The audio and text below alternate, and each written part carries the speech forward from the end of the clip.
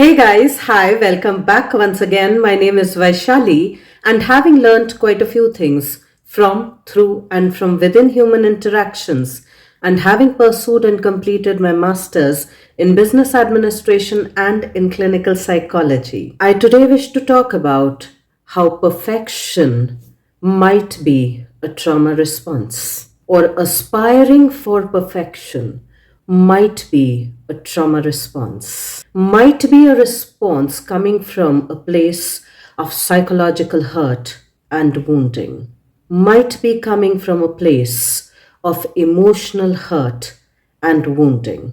So now let's try and understand the original meaning for the word perfect. Now, I personally prefer to go to the root of everything, or at least as many things as I possibly can, to help me make sense of it, to help me give it a certain context and a certain direction, and to even make metaphorically some sense of it, that without understanding the roots or the foundation, it's quite difficult to understand how the tree and the fruits came into the picture, how the building came into the structure without having a foundation, or with having a foundation of a certain kind. So when I looked in for the original meaning for the word perfect, what I got kind of surprised me. And so why did it surprise me? Because it wasn't how we think of perfect as of today, how we understand perfect as of today, which is being errorless, which is being flawless, which is being faultless, which is being defectless. But rather, originally it meant to do or to complete. There was no mention of it being mistakeless. There was no mention of it being defectless. There was no mention of it being flawless and faultless. And with the passage of time, it started to get interpreted differently, which is where, in my understanding, it lost its original essence. So, if we understand it from the context as to how we use it today, or how we interpret it today, and how we circulate it today, in a way, it essentially implies that whatever the thing is, whatever the person is, whatever the job is, whatever the work is, however one presents themselves and their work has to be perfect. It is essentially implying, it is essentially telling us, it is essentially communicating that it has to have no flaws, that there is nothing that should go wrong with it or wrong with me. Now, I've been very deliberate and very intentional with regards to the usage of the word should. Now, should can also be translated into have to. So, coming back and taking a step back, it is essentially implying that nothing should go wrong, that nothing has to go wrong, that there is no scope for any kind of error, for any kind of mistake. Or rather, in implicit ways, it's saying that you cannot be a human self, because it's human to err, to make errors. And if we are implying that humans cannot make mistakes, we are essentially implying, not just to others, but even to ourselves, when we are thinking that, when we are saying that, when we are feeling that I have no right to exist as a human. Now, if you look at that, in a way, it's also saying that I cannot hold compassion for myself and for others, because humans do err. It's human to err. And if I cannot accept the errors, I cannot accept the humanity within me and within you, and thereby I lack compassion and empathy for myself and for you. From another lens, it's also saying, it's also implying that one needs to remain the same. There cannot be any scope for any change, because change happens through trials and errors. Change is never flawless. Change is never errorless. Change is never mistakeless and defectless. And both these aspects, the trial aspect and the error aspect, or the trials aspect and the errors aspect, are the two sides of the same coin. So if we cannot accept one part of the coin, we have already rejected the other part of the coin as well.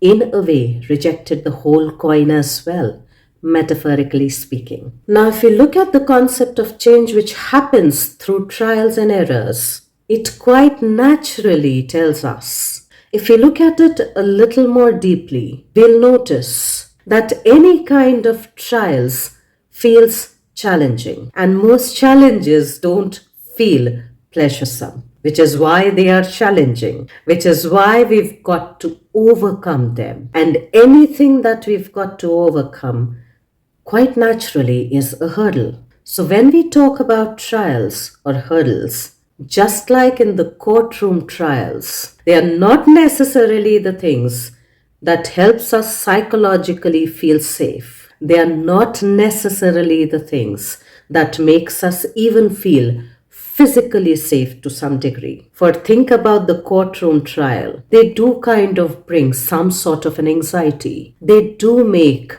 our hearts race faster. And quite naturally, when we go into the anxious state, both psychologically and physically, we start working from our survival responses of fight, flight, freeze, or fawn. And in my understanding, perfectionism to some degree is a freeze response.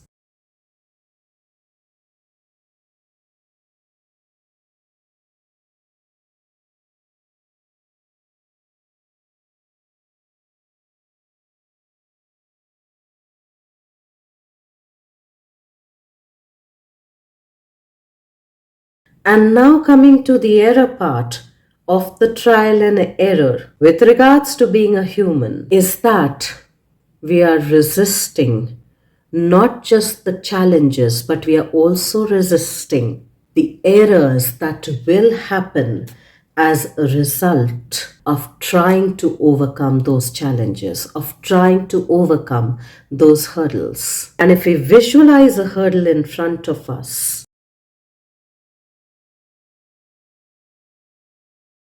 and we want to cross the hurdle or jump the hurdle perfectly in the first go itself without falling, without faltering, without making any mistakes. Well, very naturally, that is not going to happen. We will fall, we will falter.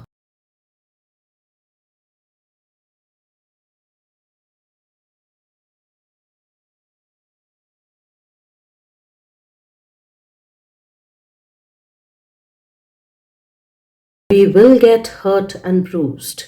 We will feel disappointed. And we will need to make a few attempts, a few tries, a few trials in order to overcome that challenge, in order to overcome that hurdle. And when we are not wanting to experience the trials because they naturally come with errors, for that's the only way to change, we are quite naturally stuck in that position. We are quite naturally stuck in the position of not making a decision. And in a way, when we refuse to go through the trials and the errors, just like the courtroom trials and errors, for we want it to be errorless, what we are actually doing is trying to protect ourselves from the feeling of feeling embarrassed, from the feelings of feeling shamed, from the feelings and emotions of blame, of shame, of criticism, of disapproval, and of disappointment, all of which cause internal hurt, all of which cause emotional and psychological hurt. Now, if we look at the emotions of blame and shame and why they feel so hurtful psychologically and thereby to some degree physically as well, is because they make us feel like an outcast.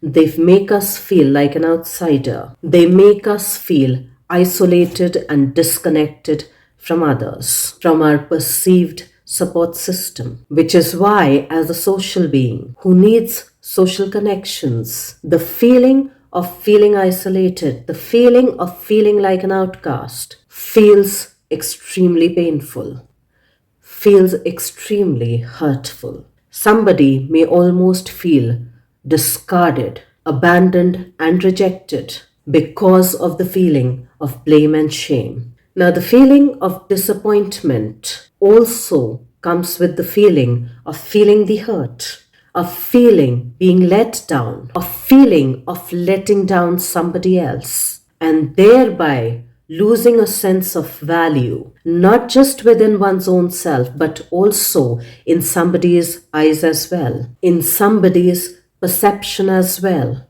And in a way, both these aspects causes both psychosocial hurts, which is painful to experience. And in a way, perfectionism, or wanting to be perfect, or needing to be perfect, is in a way a very defensive stance that somebody takes to avoid all of these hurts, or to avoid the hurts that are experienced through all of these ways. And this avoidance is happening knowingly and unknowingly, both on conscious and on unconscious levels. And in a way, then perfection, or wanting to be perfect, is a way through which we are remaining stuck, through which we are frozen, if not physically, metaphorically, psychologically.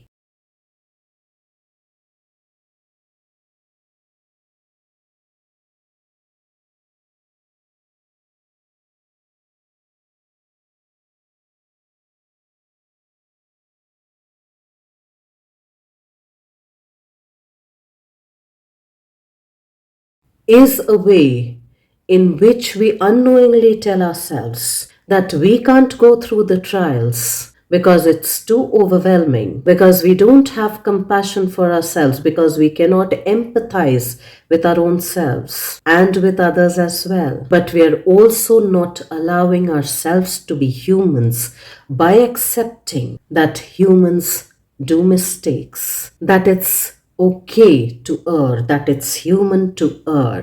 And in a way, probably if we are not freeing ourselves from this cage of perfection, we need to reflect, we need to question if we will allow, if we will accept somebody else to present themselves before us, to come before us with their human imperfections. Because, in my understanding, if we cannot hold that compassion for ourselves, it's quite difficult to hold that compassion for others as well. It's quite difficult to extend that empathy to somebody else if it's difficult to hold that empathy for ourselves. And I'd also like to mention over here that if we cannot hold compassion for ourselves and for others, and that we can't hold empathy for ourselves and for others, we cannot connect with them.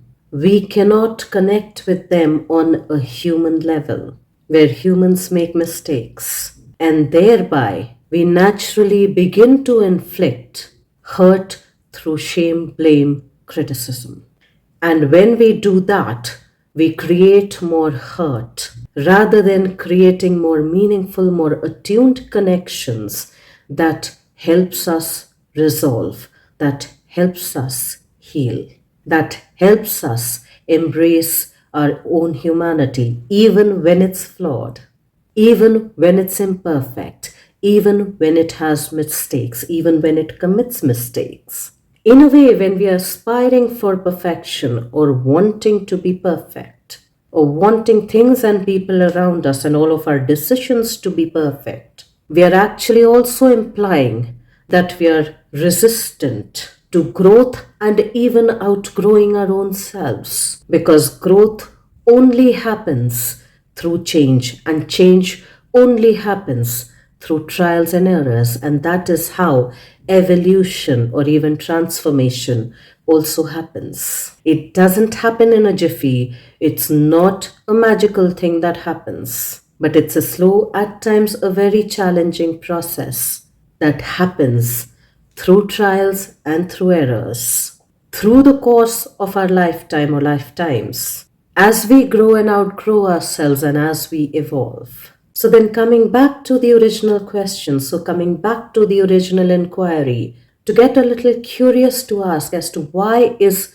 perfection a trauma response? Because firstly, it's overshadowed by the fear of feeling hurt, of getting hurt, going through the experience of feeling hurt in various forms of either feeling disappointed or shame and blame or criticism, both on the personal and the interpersonal levels. Secondly, because we are in resistance to the process of trials and errors and embracing both of them, we are quite naturally stuck, which is a freeze survival response, a trauma response if it gets prolonged, if it's perpetuating in our life. Thirdly, in a way, it's also a very numbing response because metaphorically, if we understand the freeze response, it's kind of being like frozen in time, frozen in a place, frozen in a belief, frozen in a thought process, frozen in certain situations, frozen in certain circumstances, wherein we are not able to defreeze ourselves, wherein we are not able to reshape ourselves, wherein we are unable to grow and outgrow ourselves. And in a way, to some degree, it may come with a lot of resentment because growth and evolution does not happen in frozen states, in a freeze state, in a numbed out state.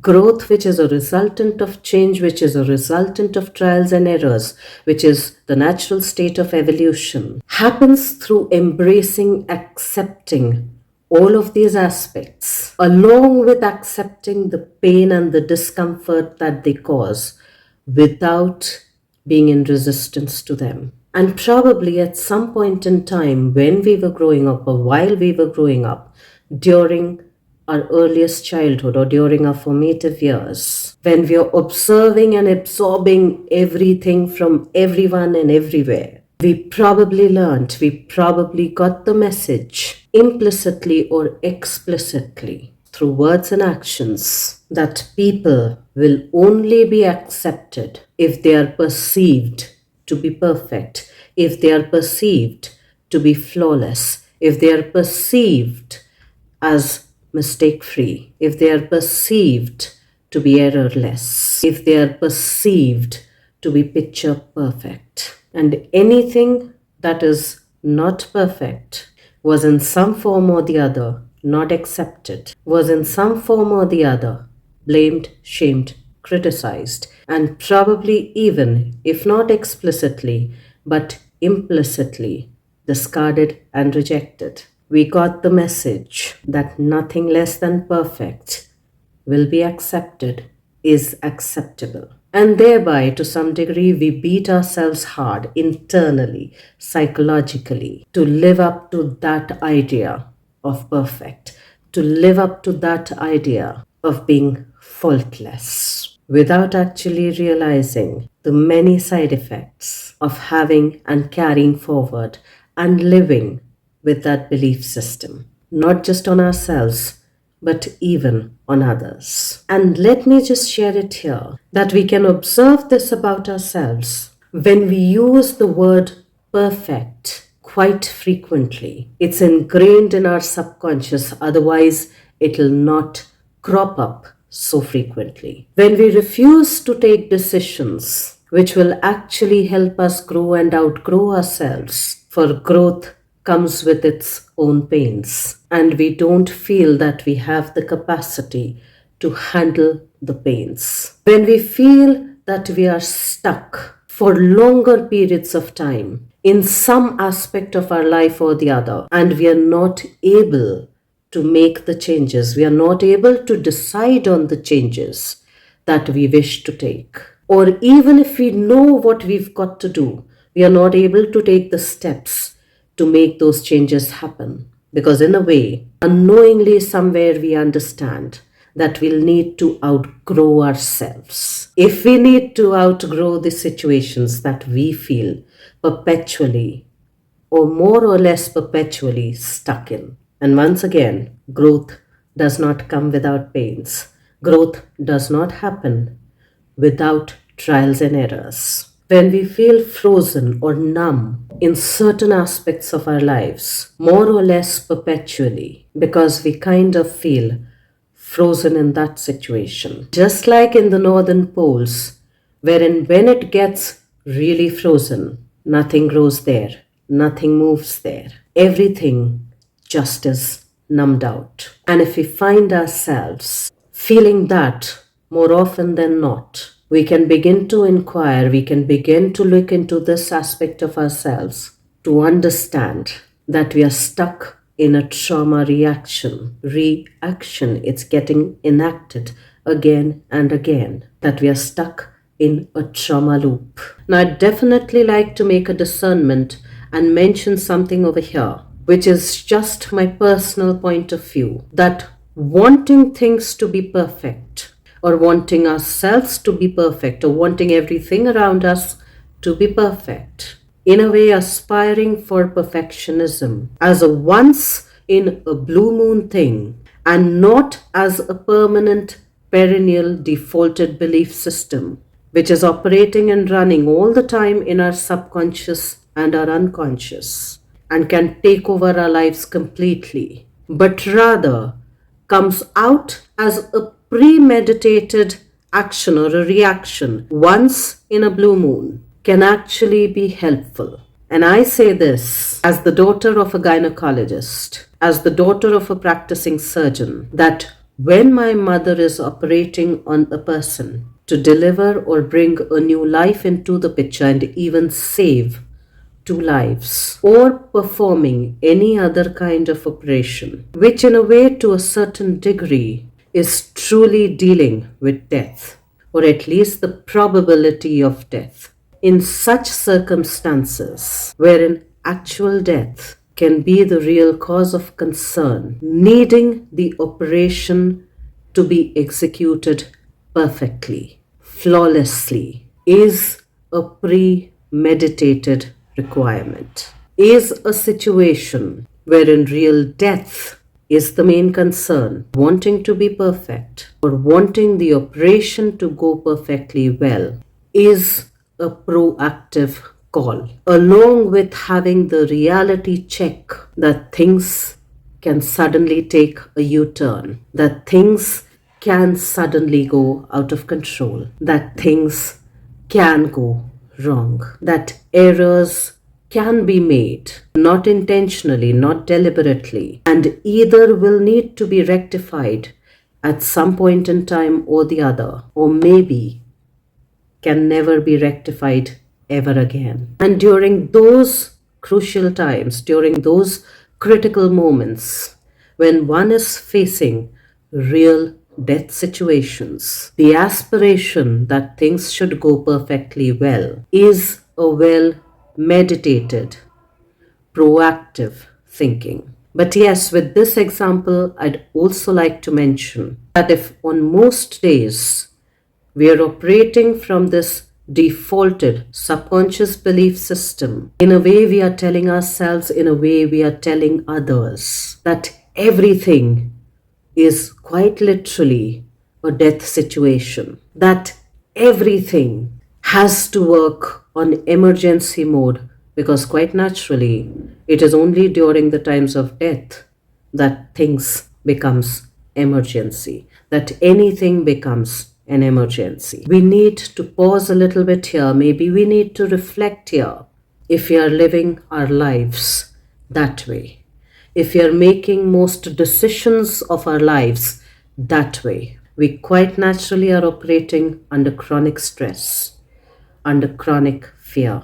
And maybe it's time to reflect, to get curious, and to question, to realistically question, to objectively question, if we wish to continue living like that for the rest of our lives, and even rubbing that onto others, which they continue to perpetuate for the rest of their lives, with this belief system, with this subconscious belief system, which is automatically making most of our choices for us without we actually being truly aware of them, without we actually even being aware of the side effects that it has in our lives onto the lives of others as well, which we probably need to overcome. We need to realize that we are perpetually in the survival reaction, in the survival response of being numbed out, of being stuck, of not growing,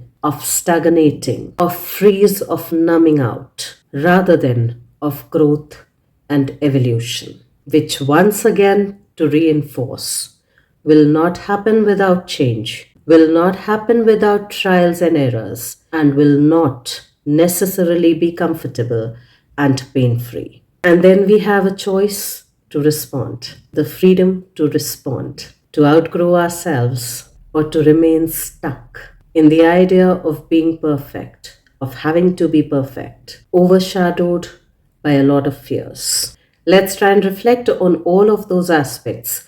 Let's try and reflect on all of those questions. And let's try and see if we are willing to outgrow ourselves or not. Let's try and look into those things, and I will see you once again the next week. Till then, stay tuned in. And guys, if you do like the contextual content of these videos, please do like, share, and subscribe.